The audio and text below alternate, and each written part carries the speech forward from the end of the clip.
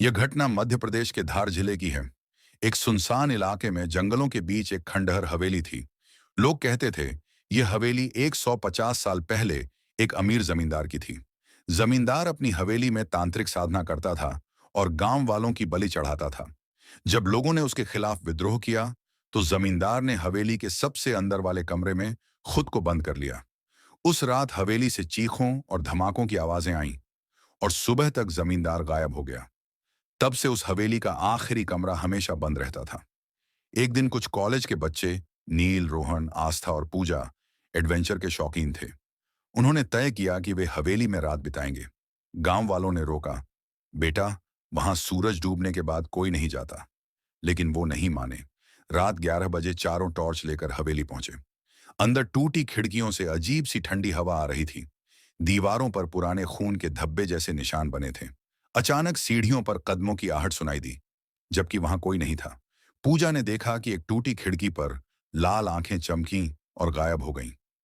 हवेली के बीचों बीच रखी पुरानी घड़ी अपने आप 12 बजाकर रुक गई।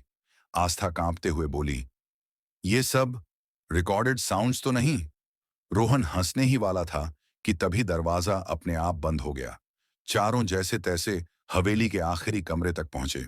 दरवाजे पर जंजीरें और ताले लगे थे, लेकिन अचानक ताले अपने आप खुल गए, जैसे किसी ने अंदर से बुलाया हो। कमरे में बहुत अंधेरा था। नील ने टॉर्च जलाई तो दीवारों पर तांत्रिक मंत्र और खोपड़ियां लटकी हुई थीं। कमरे के बीचों बीच एक लोहे का ताबूत रखा था। ताबूत से खून रिस रहा था। जैसे ही रोहन ने ताबूत को छूने की कोशिश की, ताबूत का ढक्कन अपने आप खुला।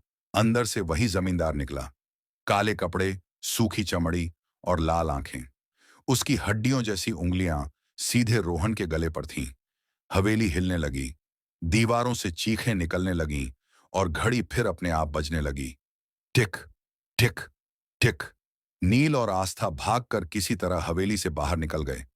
लेकिन जब उन्होंने पीछे मुड़कर देखा, पूजा और रोहन दोनों गायब थे। सिर्फ हवेली की टूटी खिड़की से उनकी भयानक चीखें आती रहीं। आज भी गांव वाले कहते हैं, उस आखिरी कमरे का दरवाजा खुद बंद हो जाता है और जो भी अंदर जाता है कभी बाहर नहीं आता।